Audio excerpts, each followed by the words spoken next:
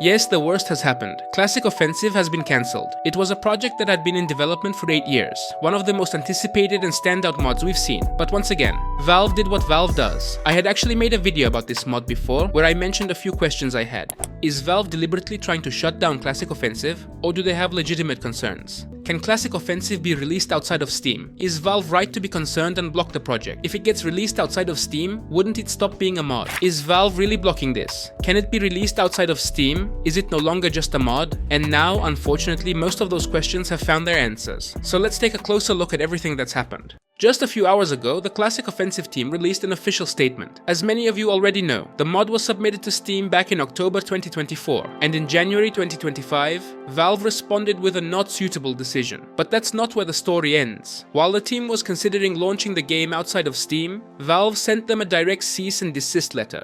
A formal legal warning that essentially functions like a copyright claim. And if you don't comply with that, you could face serious consequences. It's the kind of message that doesn't leave much room for negotiation. Either you stop or you risk legal action. Valve stated that since the content is based on their intellectual property, they can't allow it to be published. And just like that, 8 years of hard work went straight down the drain.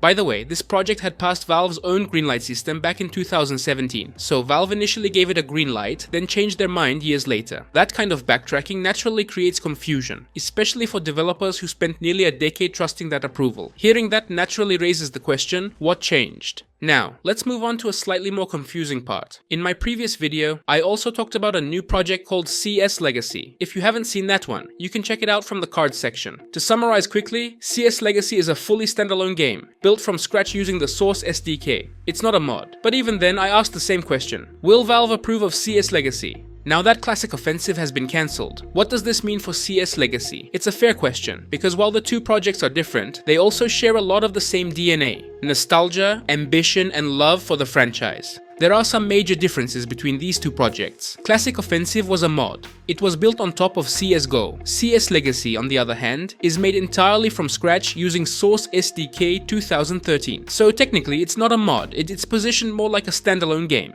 Valve's current policy actually supports this distinction. In theory, that line seems clear, but in practice, it's a lot more blurry, especially when projects start gaining public attention. They say, if you're making a mod, keep it on the workshop. If you create a full-scale project intended for Steam release, we won't allow it. Classic Offensive fell right into that category. But CS Legacy seems to be pushing the boundaries in a way that's harder to reject. Its trailers still say, coming to Steam in 2025. The CS Legacy team looks quite determined, but we still don't know if Valve will step in. Maybe Valve themselves don't even know yet. I feel like they're in a we'll deal with it when it happens kind of mindset. But what just happened to Classic Offensive could easily happen to CS Legacy too. Valve can change their mind at any moment. We've seen it firsthand. To be honest, this is not just the cancellation of a mod, it's a clear sign of how much, or how little, room Valve gives to community-driven projects today. The same Valve that once thrived on mod culture now seems to be limiting the very community that built its legacy. Classic Offensive is gone, but it left behind a bunch of unanswered questions. Questions about where Valve draws the line, and whether that line will keep shifting as more community projects pop up. And some of those questions might end up deciding the fate of CS Legacy as well. What do you think? Will CS Legacy actually launch, or is it doomed to meet the same fate? Let me know in the comments. Let's talk about it. And if you enjoyed the video, don't forget to subscribe.